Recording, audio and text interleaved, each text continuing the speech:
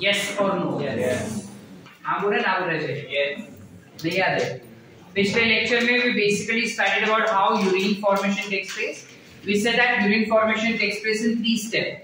The first step is ultrafiltration, जहाँ पे arterioles के diameter के difference के वजह से there's an immense pressure generated in the glomerulus, because of which filtrate comes outside. That filtrate which comes outside is the result of ultrafiltration, because there are 3 filtration membranes which are present through which the blood comes outside. ठीक है, English बोलो. Arterioles के diameter में difference होने की वजह से glomerulus में बहुत ही ज्यादा प्रेशर हो जाता है, और उस प्रेशर के वजह से ब्लड जो है वो ग्लोमेरुलस से जब बोमेन्स कैप्सूल में आता है तो 3 मेम्ब्रेन से उसे पार होना पड़ता है. एक तो एंडोथेलियम मेम्ब्रेन हो गया कैपिलरीज का, फिर उसके बाद बेसमेंट मेम्ब्रेन के स्लिट पोर्स हो गए, and then you have finally something called as slit pores, sorry, membrane pores हो गए, then you have slit pores which is for podocytes. Clear है यहाँ पे बेटा? Any doubts? Sort है? चले आगे. दूसरा स्टेप जो हमारा था वो ये था कि किस प्रकार से जब वो फिल्ट्रेट तुम्हारा पीसीटी में हेनलीज लूप में डीसीटी में जाता है तो चीजें रीएब्सॉर्ब हो जाती है. तो 99% filtrate is getting reabsorb, and then finally you have collecting duct जहाँ पे यूरिन बन के मिलता है अपने को. हाउएवर जो पेरिट्यूबुलर कैपिलरीज उसके आसपास रोल होता है, वो भी जो अनवांटेड केमिकल्स है वो पीसीटी डीसीटी और हेनलीज लूप में डाल देते हैं, जिस वजह से you have a better purification of blood that tends to occur. Yes. Today we would understand that if suppose there's a person who is not drinking water for a longer period of time, how does your body make sure that it does not get dehydrated, meaning you have maximum water reabsorption? English बोलो. आज हम ये देखेंगे कि जब कोई इंसान लंबे समय तक अगर पानी ही नहीं पी रहा है, ठीक है, सपोजली सोहम बोलता है कि आज मेरा करवा चौथ का व्रत है, मेरी बेबी ने रखा, मैं भी रखी, ठीक है. अब वो बोलता है कि मैं तो पानी नहीं पीऊंगा करके, ठीक है. अब लेट्स से सपोज कि उसने सुबह 4 बजे पानी पिया था, अभी बज रहे 11:30, ठीक है, 11:30 तक उसने पानी ही नहीं पिया, तो उसका बॉडी कैसे रिएक्ट करेगा? उसका बॉडी किस प्रकार ये मेक श्योर करेगा कि उसके अंदर ज्यादा से ज्यादा पानी रिटेन्ड रहे? तो एक पर्टिकुलर नेफ्रॉन होता है हमारे बॉडी में जो सिर्फ और सिर्फ इस टाइप के कंडीशन में ही काम करता है. नॉर्मल कंडीशन में दूसरे नेफ्रॉन्स काम करते हैं. हमारे बॉडी में कितने टाइप के नेफ्रॉन्स है बेटा? Which is cortical and juxtamedullary. Correct. And what is the difference between those two बेटा? लूप ऑफ हेनली जक्स्टामेड पर जाता है. करेक्ट. लूप ऑफ हेनली जो होता है जक्स्टामेडुलर में बहुत ही ज्यादा डीप जाता है, whereas इन कॉर्टिकल नेफ्रॉन्स वो उतना डीप नहीं जाता मेडुला में, बट वो सरफेस पर ही रह जाता है. Akash, can you give me another difference? वो बाहर की साइड को होता है, वो ये होता है. ऑनलाइन पढ़ा नहीं वाला कौन से?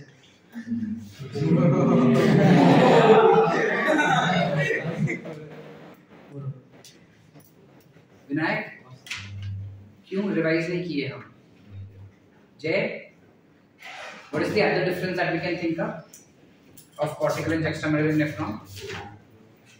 cortical normal conditions में और juxtamedullary. cortical जो रहता है वो नॉर्मल कंडीशंस में काम करता है, और इस juxtamedullary nephron जो रहेगा वो सिर्फ और सिर्फ वाटर स्कैर्सिटी, यानी जब बॉडी में पानी कम होगा तब काम करता है. करेक्ट. सेट. दूसरा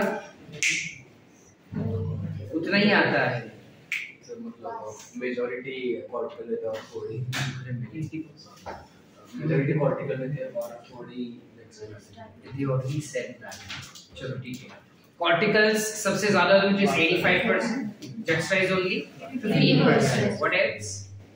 वासारेट का हेनलीज लूप में इस वक्त जक्स्टामेडुलर में फॉर्म होता है, और कॉर्टिकल में एक तो बहुत कम होता है या फिर नहीं होता. जब हम कॉर्टिकल नेफ्रॉन्स का बात करते हैं, you have something called as efferent arteriole जो बाहर निकल के स्प्लिट हो जाएगा into capillaries. जब कैपिलरीज में स्प्लिट होता है तो पूरा पीसीटी और डीसीटी उस पेरिट्यूबुलरी कैपिलरी से कवर हो जाता है, राइट. कॉर्टिकल नेफ्रॉन्स में हेनलीज लूप छोटा होता है, जिस वजह से उसके आसपास ब्लड वेसल्स नहीं घूमते, यानी कैपिलरीज नहीं घूमते या बहुत ही कम रहेंगे. बट जब बात करते हैं हम जक्स्टामेडुलरी नेफ्रॉन का, उनमें पेरिट्यूबुलर कैपिटस हेनलीज लूप के आसपास भी घूमता है और उस पेरिट्यूबुलर कैपिटस को हम कहते हैं वासा रेक्टा।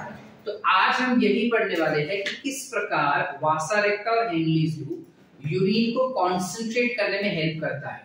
यूरिन को कॉन्सेंट्रेट करने का क्या मतलब हुआ ईशान, कि जब हमारे बॉडी में से यूरिन बाहर निकलता है उस यूरिन में कम से कम पानी रहेगा तो उसे हम कहते हैं कॉन्सेंट्रेटेड यूरिन।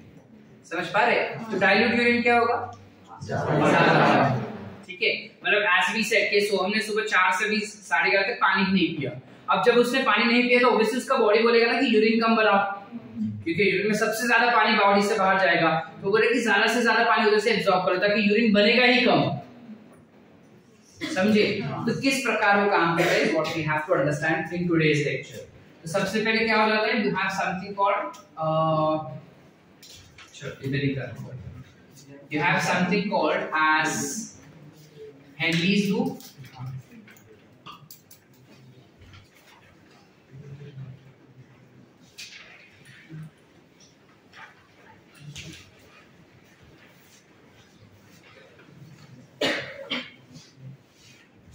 ये हो गया हमारा Henle's loop. Of course this is your PCT.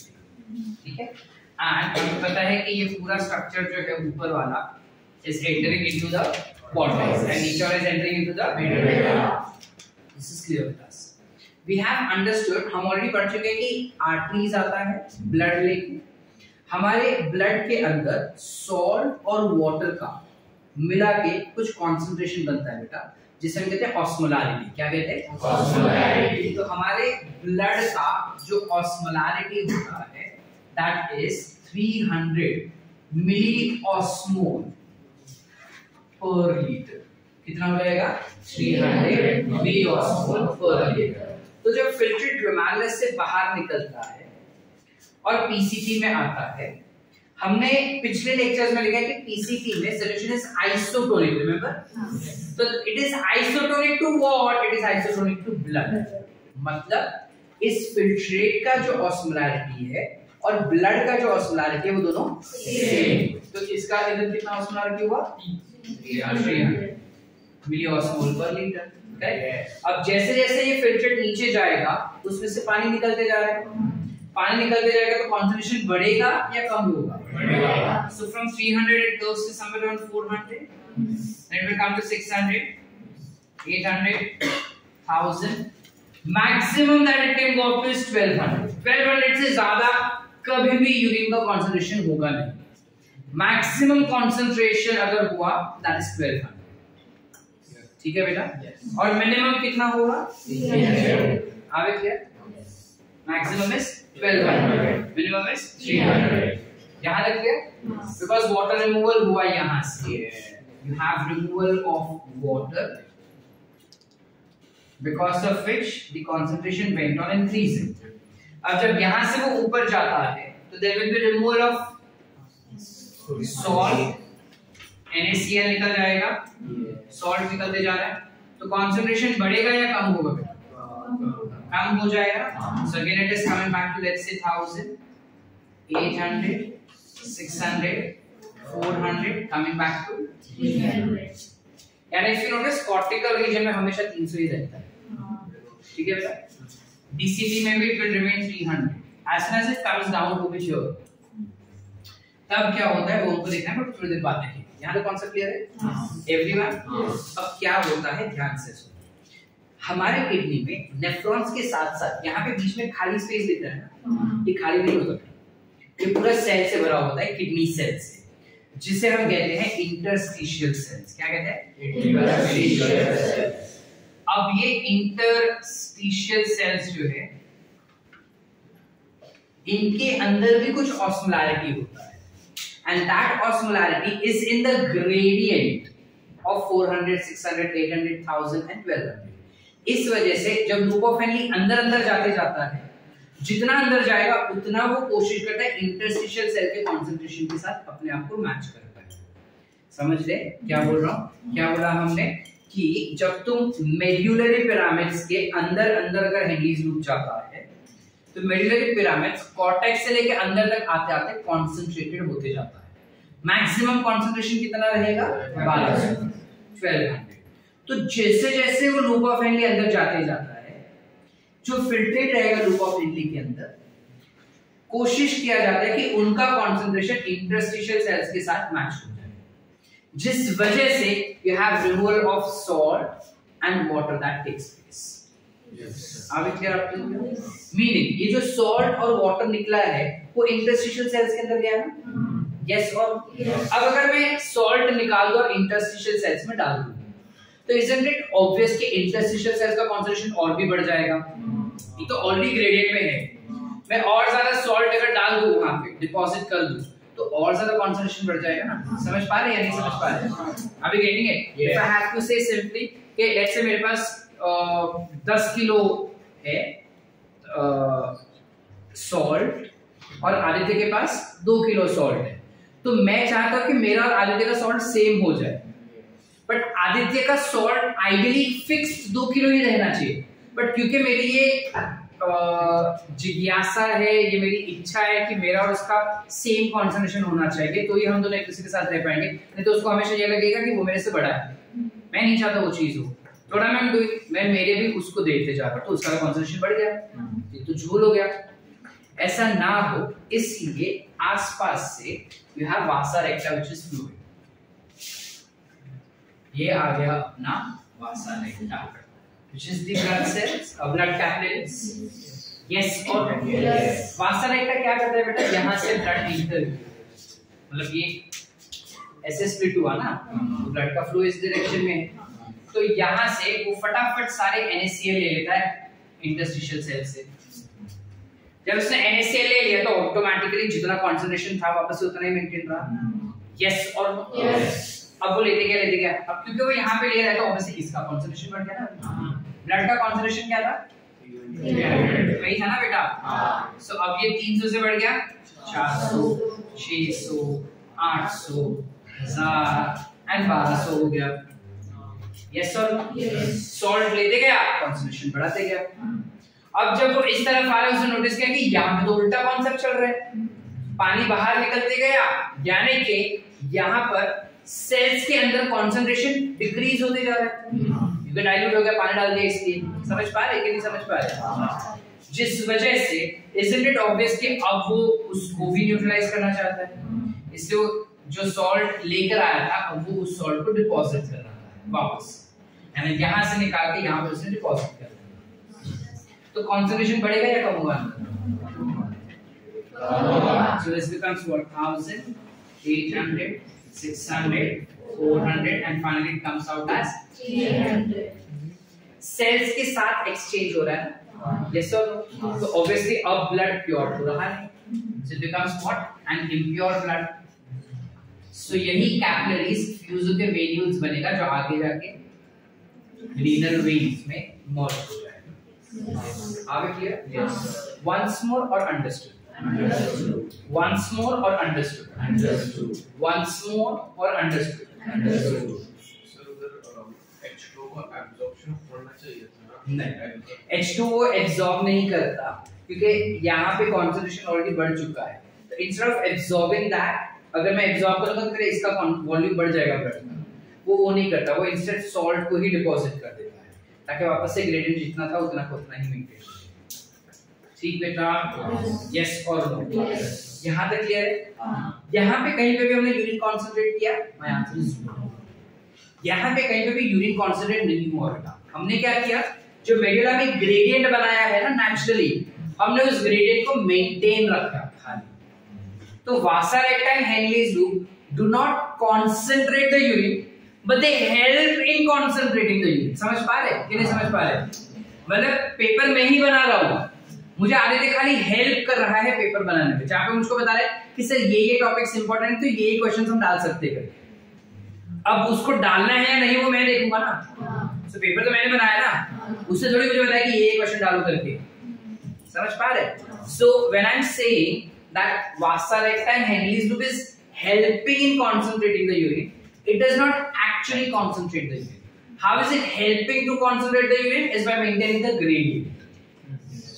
यहाँ तक क्लियर है? Everyone? Yes। पक्का?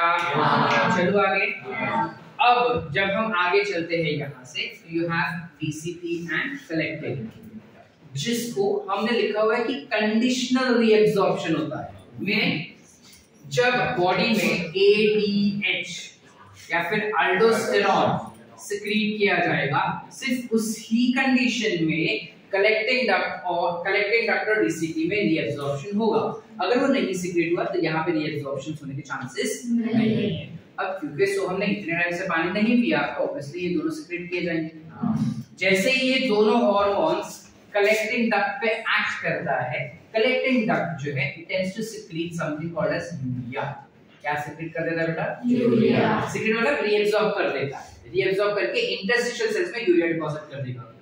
अब जब यहाँ पे यूरिया डिपॉजिट हुआ तो ऑटोमेटिकली इंटरस्टिशियल सेल्स का कंसंट्रेशन बढ़ गया बेटा। वो कंसंट्रेशन बढ़ते ही यहाँ से पानी का भी रीएब्सॉर्प्शन हो जाता है। जब पानी का रीएब्सॉर्प्शन हो गया तो यहाँ पे जो यूरिन बना था तो ये हाइपरटोनिक और हाइपोटोनिक, क्योंकि कंसंट्रेशन बढ़ गया ना।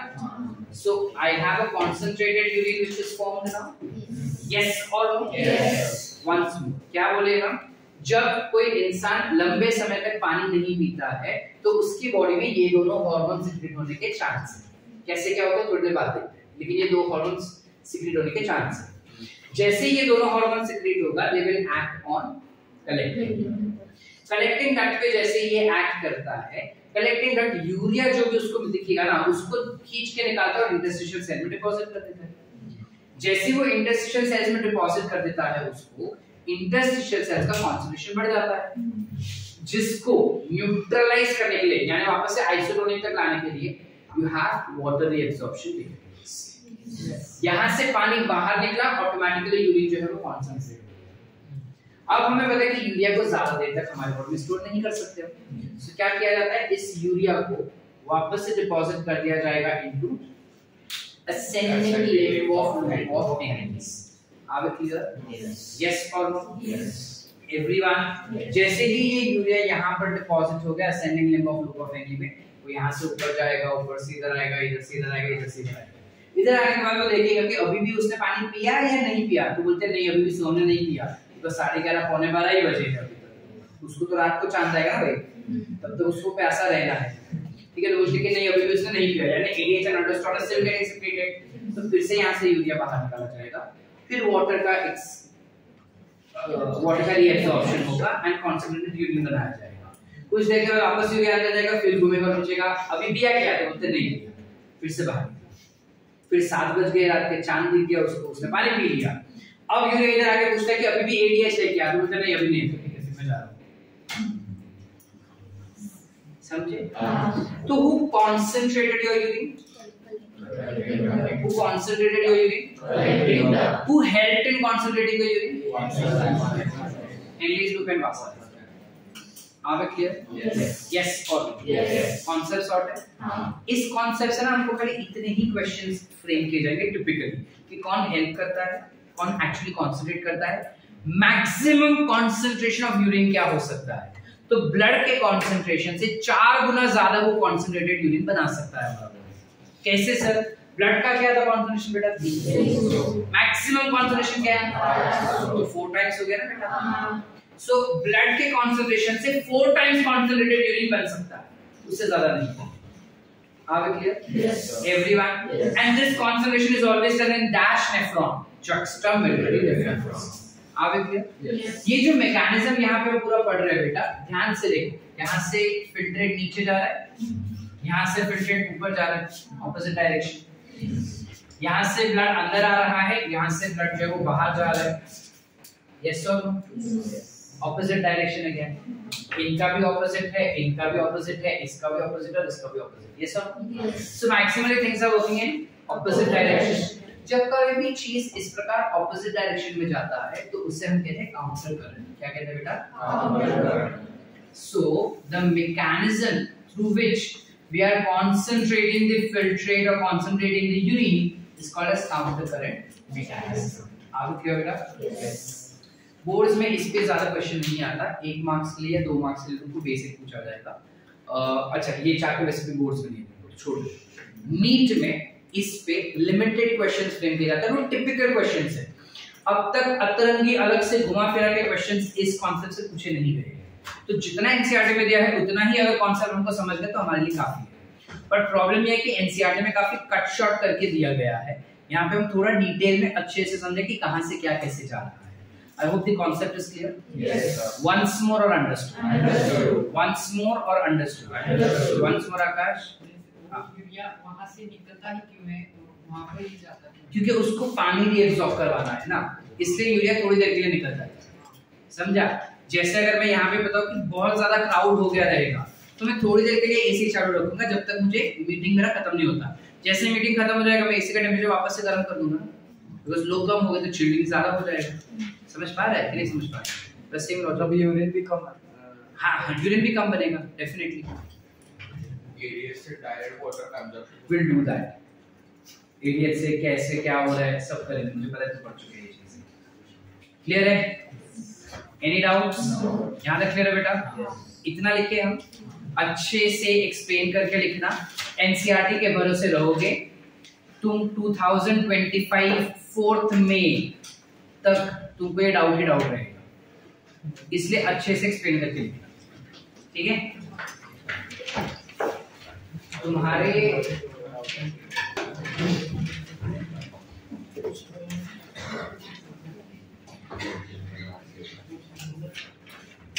इस तरह से अब जब यूरिन बन जाता है तो उसके प्रॉपर्टीज क्या हो जाते हैं। सबसे पहली बात हमें पता है कि यूरिन जो होता है वो 1 से 1.5 लीटर बनाया जाता है per day.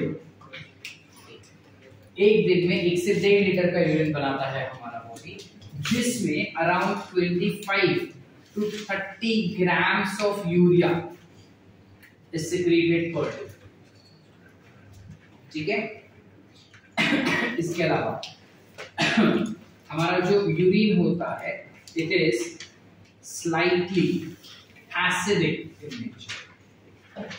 Urine is always slightly acidic in nature with having pH of 6. ठीक है? The density of urine is always and always higher than water. Obvious है, पानी से तो उसका डेंसिटी ज्यादा ही होता है, इसलिए अगर तुमने कभी नोटिस भी किया रहेगा तो जब यूरिन तुम पानी में देखोगे तो वो यूरिन नीचे सेटल डाउन हो जाता है। That's because it has a higher density. ठीक है? Use your common sense. Daily जो रूटीन में होता है वो देखो। हमें पता है that urine is slight yellow या फिर जिसे हम कहते हैं straw yellow in color. Why is it slightly yellow or straw yellow in color? Because of a pigment called as urochrome that we see in it. There's a pigment called as urochrome which we see in it. ये urochrome कहाँ से आता है? Body fluids वाले chapter में तुम पढ़ चुके हो कि स्प्लीन के अंदर आरबीसीज ब्रोकन डाउन होते हैं। तो आरबीसीज जब टूटते हैं वो टूट के जाता है लिवर के पास, और लिवर में haemoglobin gets broken down further. So liver में जब हीमोग्लोबिन टूटता है, hemoglobin will break down to provide you with a particular colored product, that is urine. Are we clear?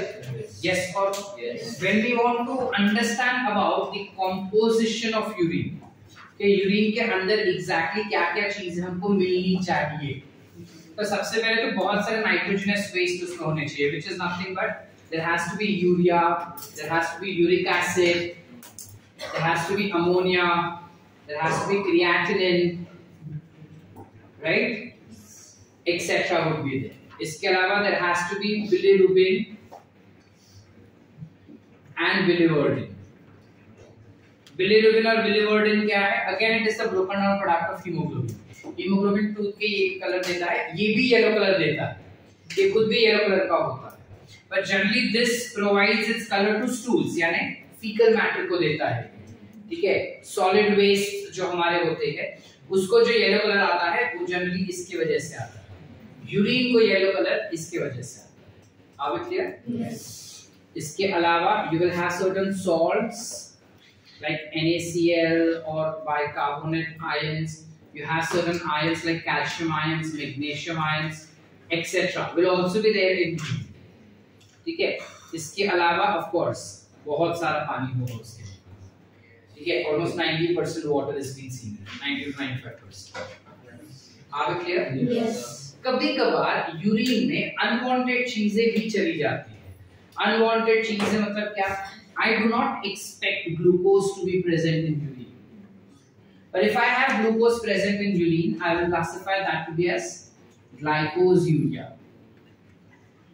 I do not expect ketone to be present in urine, but if ketone is present in urine, I call it as ketonuria, ठीक है।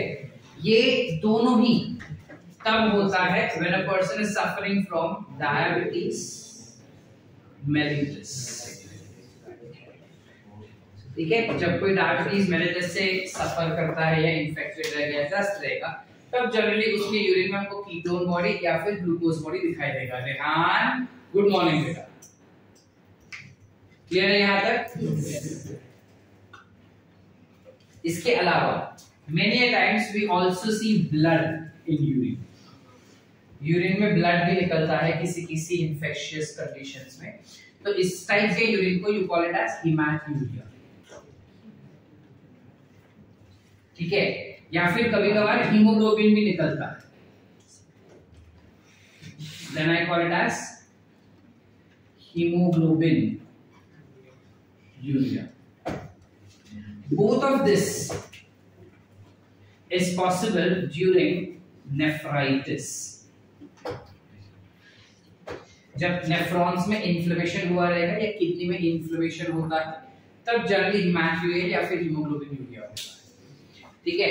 काफी बारी you have albumin also which is secreted. ये हम already पढ़ चुके हैं कि अल्ब्यूमिन जो होता है वो एक बड़ा प्रोटीन है और जनरली वो स्लिट पोर से बाहर नहीं निकलता, यानी 1 नैनोमीटर से बड़ा है, जिस वजह से अल्ट्राफिल्ट्रेशन के समय बाहर नहीं निकलता। बट अगर हमें नेफ्राइटिस हुआ रहेगा तो देयर आर पॉसिबल चांसेस कि इन्फ्लेमेशन की वजह से पोर साइज बढ़ जाता है and thus you will have albumin also getting coming outside from that. So if it tends to do that, we call it as albumin uria, ठीक है। There can be pus cells also which tends to be seen to be secreted. Pus cells अगर निकलते रहेंगे तो उसे हम कहते हैं पायूरिया। ये जनरली तब निकलता है when you have kidney infections, यानी किडनी में बैक्टीरियल इन्फेक्शन या फिर फंगल इन्फेक्शन हुआ रहेगा, तब generally you have neutrophils which are present which acts as phagocytotic factor. तो definitely it tends to engulf your foreign particles which is bacterial cells और fungal cells. But काफी बार ऐसा भी होता है कि वो बैक्टीरिया और फंगल सेल्स इन न्यूट्रोफिल्स को मार डालते हैं, तो मरे हुए न्यूट्रोफिल्स को पस सेल्स कहते हैं। तो काफी बार हमारे यूरिन से पस सेल्स भी हम नोटिफाई करवा सकते हैं, ठीक है। तो जब कभी भी किसी को कोई बॉडीली अबनॉर्मलिटी होता है, यूरिन टेस्ट जब करते हैं तब ये सारे कंडीशंस को देख के हम गेस कर सकते हैं कि इंसान को क्या प्रॉब्लम हो सकता है, ठीक है। इसके अलावा यूरिन के कॉन्सेंट्रेशन को भी हम देख सकते हैं। अगर हमारे बॉडी से एक्सेसिव यूरिन बन रहा है, जनरली 1 से 1.5 लीटर ही बनना चाहिए, सपोज यहाँ पे 3 लीटर या 4 लीटर यूरिन बन रहा है एक दिन में, तो that becomes an excessive urine production. इसे हम कहते हैं डाययूरेसिस। क्या कहते हैं? डाययूरेसिस। ये जनरली तब होता है जब इंसान को डायबिटीज इंसिपिडस हुआ रहेगा, ठीक है। कभी कभार जब किडनी इन्फेक्शंस होते हैं उस समय पे there is less urine which is produced, जैसे हम कहते हैं ओलिगोयूरिया। लेस यूरिन यानी कितना? यानी 1.5 लीटर होना चाहिए, 1 से 1.5 लीटर, ये 300 या 500 ml का ही यूरिन बनाता है, तो उसे हम कहते हैं ओलिगोयूरिया। कभी कभार there is very very less, या फिर you can say there is no urine which is produced. Very less है, hardly 10 ml of urine is produced, 10 to 50 ml of urine is produced, या फिर वो भी नहीं बनता है, तो इसे हम कहते हैं एन्यूरिया, ठीक है। So anuria condition is generally seen in acute renal failure,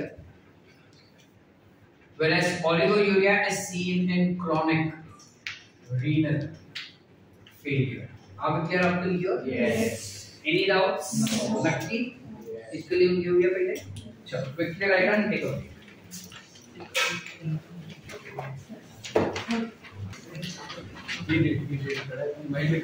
What happens basically is हमने ये तो पढ़ लिया कि exactly nephrons में और वासा रेक्टा में क्या चीजें हो रही है, किस प्रकार चीजों का एब्जॉर्प्शन, सिक्रीशन वगैरह हो रहा है, राइट। हमें एक स्टेप थोड़ा और आगे तक खींचना है और जानना है कि नेफ्रॉन्स के पास से ये सारी चीजें या पूरे नेफ्रॉन के जो डीसीटी और कलेक्टिंग डक्ट है उनके पास से ये सारा सब कुछ चीजें करवा कौन रहा है और किस प्रकार होता है, वो जानने के लिए हमें पहले एक बेसिक कॉन्सेप्ट पढ़ना होगा, जहां पे हम आज तक बचपन से लेकर अब तक जब भी नेफ्रॉन्स के स्ट्रक्चर को स्टडी करते हैं, we always make diagram like this and assume that nephrons are present like this only in our left kidneys. Yes or no? Yes. But ऐसा नहीं होता बेटा।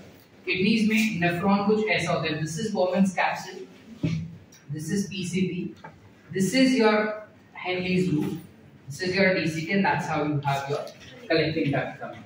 यानी Bowman's capsule और DCT हमेशा आमने सामने रहते हैं। इस चीज को अगर हम जूम करके देखें बेटा तो कुछ ऐसा दिखता है। क्या आ गया अपना Bowman's capsule, and then this what you have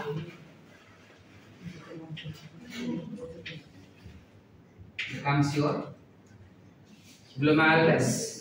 यहाँ से ब्लड एंटर किया तो दिस बिकम्स afferent arteriole, यहाँ से ब्लड एग्जिट किया तो दिस बिकम्स आसान बेटा। And you will have your DCT which is rolling over here. DCT ऐसे यहाँ से रोल के बाहर जाता है। ये जो DCT होता है जो ग्लोमेरुलस के साथ या ग्लोमेरुलस के सामने हमको दिखाई देगा, इसका जो ग्लोमेरुलस वाला साइड है ना, ये ऑपोजिट साइड होगा ग्लोमेरुलस से और ये टुवर्ड्स ग्लोमेरुलस होगा बेटा। टुवर्ड्स ग्लोमेरुलस वाले साइड पे you have certain special cells which are present, which are called to be as macula densa। क्या बोलेंगे बेटा? macula densa। और हमारे afferent arteriole के अंदर भी towards DCT there are some special cells which are existing, which are called as JG cells. You call it as JG cells. JG का full form क्या होगा? Juxtaglomerular cells. JG is nothing but juxtaglomerular cells. ठीक है? अब कभी भी ना ये दोनों ऐसे अलग अलग नहीं होते, इनके बीच का स्पेस जो होता है वो हमेशा सेल्स के द्वारा फिल इन कर दिया जाता है, सेल्स के द्वारा उसको भर दिया जाता है। तो यहाँ पे कुछ स्पेशल सेल्स हैं जो इन दोनों के बीच के स्पेस को भर देता है। इन सेल्स को we call it as Lassie's cell। लासी नाम का साइंटिस्ट था जिसने डिस्कवर किया तो नाम पड़ गया उस सेल्स का Lassie's cell। यहाँ तक क्लियर है बेटा? यस। तो अब ये जो तीनों स्ट्रक्चर्स हमको दिखाई दिए गए, Lassie's cells, macula densa and JG cells, together we call it as juxtaglomerular apparatus। क्या बोलेंगे बेटा? Very very important for us to remember. यहाँ तक क्लियर है? yes. हमें समझा juxtaglomerular apparatus क्या होता है। Lassie's cells के बारे में हमको डिटेल में नहीं देखना, बाकी दो के बारे में देखना है, तो let's try to find out. ठीक है, क्यों, क्या और कैसे काम करता है। अब जैसे हमने बोला कि सोहम करवा चौथ का व्रत कर रहा था, तो उसने पानी पिया नहीं इतने टाइम से। जब उसने पानी पिया नहीं है तो ऑब्वियसली ब्लड वॉल्यूम जो है उसके बॉडी में बढ़ जाएगा या कम होगा? कम होगा। करेक्ट। अब ब्लड वॉल्यूम कम है तो ब्लड प्रेशर ज्यादा होगा या कम होगा? ज्यादा होगा। जब ब्लड ही कम है तो प्रेशर कैसे बढ़ेगा? समझ पा रहा है? एक पाइप है जिसमें से पानी ही कम जा रहा है तो फोर्स ज्यादा रहेगा या कम? Blood pressure will be less, जिस वजह से by default glomerular filtration rate will also be less. Yes or no? This condition can easily be sensed by macula densa, which is present in DCT. Can you see that? Yes. DCT में macula densa जो है present, वो ये चीज को sense कर लेता है। सेंस करते ही it passes this information to JG cells, meaning it will activate JG cells and it will induce JG cells, यानी JG cells को बोलेगा कि भाई तू रेनिन सिक्रेट कर,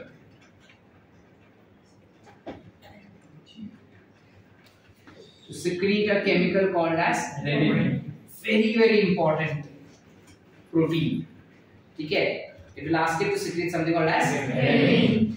ये renin क्या करता है? This renin will be responsible for conversion of angiotensinogen, which is an inactive compound that is formed in liver. liver में बनाया हुआ ये एक inactive compound है जो रेनिन से कांटेक्ट में आते ही कन्वर्ट हो जाता है into angiotensin 1. Are we clear? Yes. Any doubts up till here? No. Also, angiotensin 1 जो है, it further gets converted to angiotensin 2. It gets converted to angiotensin 2 with the help of an enzyme ACE, which is angiotensin converting enzyme that is synthesized in lungs. समझ पा रहे? ये chemicals जो है वो lungs और लिवर में synthesise हो, कन्वर्जन्स वहां पे नहीं हो रहा है. समझ पा रहे हैं या नहीं समझ पा रहे? अरे क्लियर है? चलो आगे बेटा. अब ये जो एंजियोटेंसिन 2 हमको बन के मिला है, ये दो काम करता है. पहली बात, it is responsible for vasoconstriction. vasoconstriction से क्या होगा सर? देखो मेरे पास ब्लड कम है, वॉल्यूम कम है, तो अगर ये मेरा कंटेनर हुआ and if this is the volume of the fluid, ठीक है, तो प्रेशर कम था. वहीं पे अगर इसका मैं साइज पतला कर दूं थोड़ा, if this is the size and same amount of fluid is present, pressure बढ़ेगा या कम होगा बेटा? बढ़ेगा. बाय डिफॉल्ट मेरा दो प्रॉब्लम सॉल्व हो जाएगा. एक, पहली बार ब्लड प्रेशर बढ़ गया, यस और नो, जिस वजह से GFR भी बढ़ गया, तो मेरे दो प्रॉब्लम सॉल्व हो गए. अब बचा क्या? ब्लड वॉल्यूम बढ़ाना है. उसके लिए एंजियोटेंसिन जो है it acts on adrenal gland. तुम ये ग्लैंड के बारे में पढ़ चुके हो. तुम्हें पता है कि इसके कॉर्टिकल रीजन से you have something called as adrenaline, you have something called as aldosterone which is secreted, yes or no? Yes. And this aldosterone which is secreted acts on DCT to absorb sodium ions. वो से sodium ion absorb करवाता है, ठीक है, which will be responsible for ultimate absorption of water. अब पानी भी absorb हो गया तो ऑटोमेटिकली क्या होगा बेटा? इंक्रीज. आसान? Are we getting it or not? Yes or no? Yes. पक्की बात. चलो आगे. ये कॉन्सेप्ट क्लियर है? अब देखो ये चीज ना फट सोम के बॉडी में हो रहा है, ठीक है.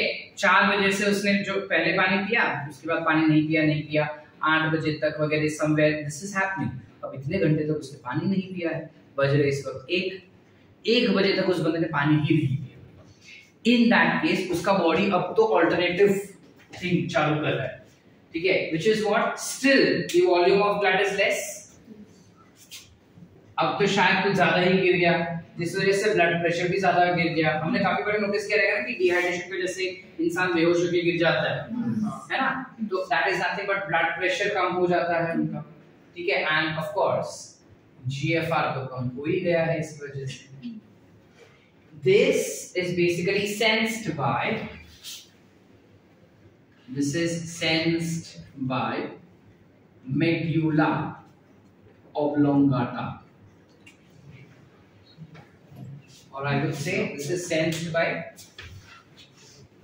chemosensitive area of medulla. ये हम रेस्पिरेशन में भी कर चुके हैं बेटा कि जब ब्लड में कंसंट्रेशन अप डाउन कुछ हो जाता है या कंसंट्रेशन बढ़ जाता है बेसिकली, तो कीमो सेंसिटिव एरिया होता है मेडुला में जो इस चीज को सेंस कर लेता है। सेंस करके वो इंफॉर्मेशन पास करेगा to hypothalamus. So hypothalamus will now secrete ADH via neurohypophysis.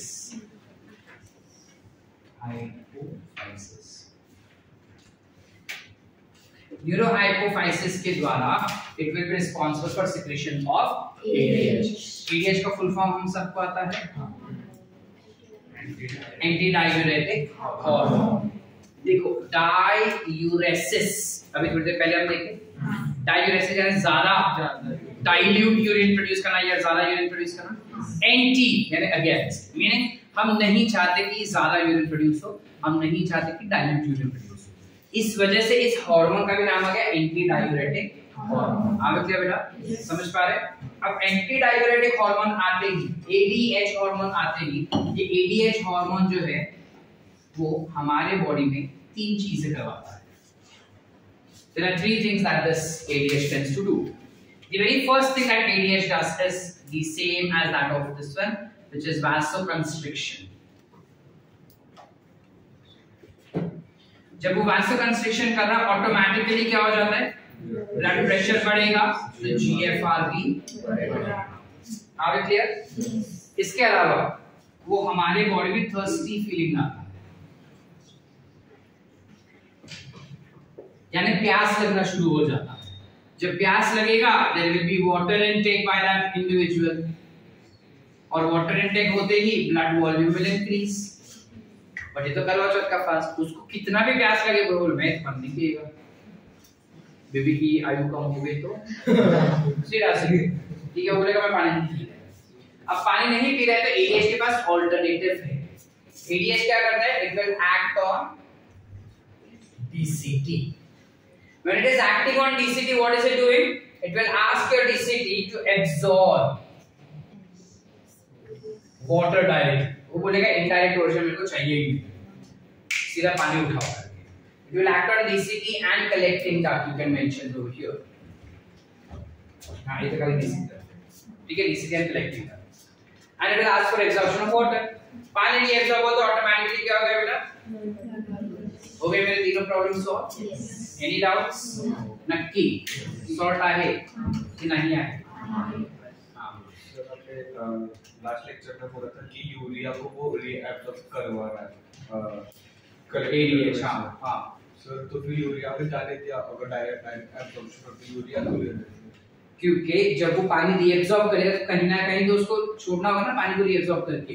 जैसे मैंने तुझको बोला कि चल मेरे को इस वक्त थम्स अप का जरूरत है, ठीक है, प्रारंभ साइंस एकेडमी में पार्टी रखा तो मेरे को बहुत सारा थम्स अप चाहिए, तो तू थम्स अप खरीद के तेरे पास तेरे हाथ में पकड़ के दिया तो कहीं ना कहीं छोड़ेगा, प्रारंभ में आके छोड़ेगा ना, क्योंकि तुझको ज्यादा थम्स अप चाहिए। समझ पा रहा है? तो कहीं ना कहीं तो डिपॉजिट करेगा। अब वैसे ही मैं चाहता हूं कि ज्यादा से ज्यादा पानी रीएब्सॉर्ब हो जाए, तो रीएब्सॉर्ब तो करवाएगा लेकिन कहीं ना कहीं तो छोड़ेगा, तो वो वहां पे छोड़ेगा जहां पे उसका जरूरत पड़ेगा। तो हमने पहले जरूरत क्रिएट की, फिर हमने ये किया। समझ पा रहा है कि नहीं समझ पा रहा है? जैसे तूने कहीं से थम्स अप खरीद लिया, स्टॉक भर लिया, लेकिन अभी निकल नहीं रहा है, अब हमने डिक्लेयर करके पार्टी तो तू क्या बोलेगा? सब मेरे घर में बहुत है, मैं लाता हूं, आप मत लो, तेरा स्टॉक क्लियर किया तो सेम चीज। क्लियर है? यस और नो? या फिर ऐसा होता है ना कि कल का खाना बहुत ज्यादा बच गया है तो हम फोन करके बोलते हैं कि घर पे मच्छी बनाए कल तू मत लाना, मैं तेरे लिए लाता हूं। तो तूने जरूरत क्रिएट किया, उसको ये बोल के कि तू मत ला। वैसा कि हमने यूरिया डिपॉजिट किया, वी मेड अ सिनेरियो जहां पे वो यूरिया ने कंसंट्रेशन बढ़ाया जिस वजह से पानी एक्सेस लेके वहां पे डिपॉजिट कर सकते। Are we clear? यस और नो? एवरीवन? अब ये दोनों कॉन्सेप्ट हमको क्या करवा रहे हैं? Both the concepts are making sure that there is higher concentration urine, highly concentrated urine is produced in my body. But what if Karva Chauth का खत्म हो गया और बहुत सारा पानी पी लिया, फिर क्या होता है? थोड़ी देर में देखिए। हाँ जो एनजीओ जब ब्लड प्रेशर कंसिस्टेंटली इंक्रीज हो रहे हैं विद ऑल ऑफ दिस, अब कंसिस्टेंटली बढ़ना ये भी तो गलत बात है, तो इस वजह से जब ब्लड प्रेशर बढ़ जाता है क्योंकि ब्लड वॉल्यूम बढ़ा और ब्लड प्रेशर बढ़ने की वजह से जीएफआर रेट भी बढ़ रहा है ना, this is been sensed by something called as right atria. I hope you know what is right atria. Yes. Body fluids. It is sensed by right atria, and by sensing that, it tends to secrete atria natriuretic factor. वो एक chemical release करता है जिसे हम कहते हैं ANF, atria natriuretic factor. This atria natriuretic factor will inhibit the functioning of renin. यानी यहां से रेनिन का फंक्शनिंग बंद हो गया और ADH, यहां से ADH का भी फंक्शनिंग बंद हो गया. जब दोनों का फंक्शनिंग बंद हो जाएगा तो वाटर रीएब्जॉर्प्शन विल स्टॉप, है ना, वाटर रीएब्जॉर्प्शन स्टॉप्स. जैसे वाटर एब्जॉर्प्शन स्टॉप हो गया ऑटोमेटिकली ब्लड वॉल्यूम इंक्रीज हो गया, सॉरी ब्लड वॉल्यूम डिक्रीज हो गया बिकॉज़ पानी एक्सक्रीट किया जा रहा है. ब्लड वॉल्यूम डिक्रीज हो गया तो ब्लड प्रेशर भी लोअर हो गया, तो जीएफआर रेट भी कम हो गया. अब ये कम हो रहा है एक पॉइंट तक ठीक है. एक पॉइंट के बाद जब वो कम होता है तो ये एक्टिवेट हो जाएगा, फिर भी अगर कम हो रहा है तो वो एक्टिवेट हो जाएगा, फिर वापस वो पानी पिलेगा तो फिर ये स्टार्ट हो जाएगा.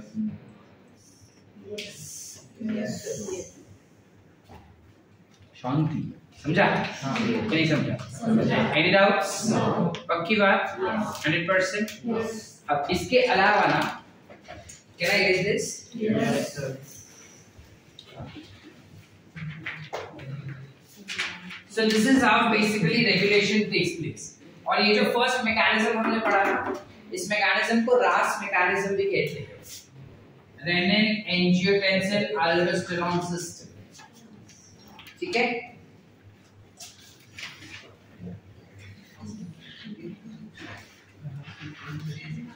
अब हमें पता है कि हमारे पास किडनी होता है which acts as excretory organ. But then kidney acts as major or main excretory system inside or excretory organ inside our body. Apart from kidney, काफी सारे दूसरे भी organs हैं हमारे body में जो excretion में हमें help करते हैं. जैसे you have liver, which helps in excretion of bilirubin and biliverdin, जिसके बारे में हम already पढ़ चुके थे. This is nothing but it is the breakdown product of hemoglobin. बराबर बेटा? Liver के अलावा you also have lungs which acts as excretory organ. Why? Because it tends to secrete CO2. ठीक है? The release of CO2 by default makes it an excretory organ. कुछ amount में saliva is also acting as excretory system because an excretory organ because it tends to secrete urea. वो urea बनाता है और secrete करता है जिस वजह से saliva भी कम quantity में यूरिया बनाता है, but that is also acting as one of the excretory organ. ठीक है? ये excretory substance. इसके अलावा you have skin which acts as excretory one, where you have something called as sweat gland. Sweat gland से काफी सारी चीजें excrete की जा सकती है. सबसे ज्यादा of course पानी excrete किया जाएगा. You will have NaCl, the salt which gets excreted. You have urea which gets excreted as well. Apart from sweat gland which is found on the skin, you also have something called as sebaceous gland, which is what? Sweat gland basically. या oil glands होते हैं. ठीक है? sebum secrete करते हैं. This oil glands will be responsible for secretion of organic acids, hydrocarbons,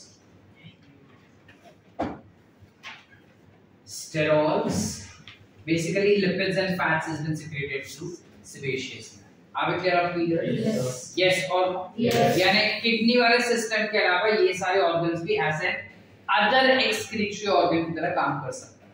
Are we clear? Yes. Any doubts? So now we are left with only one single chunk, which is disease, disorders, kidney disorders, जो हम कल सुकून में करेंगे. आज के लिए इतना काफी. ठीक है, चलो देखिए ना फटाफट. हाँ, wait.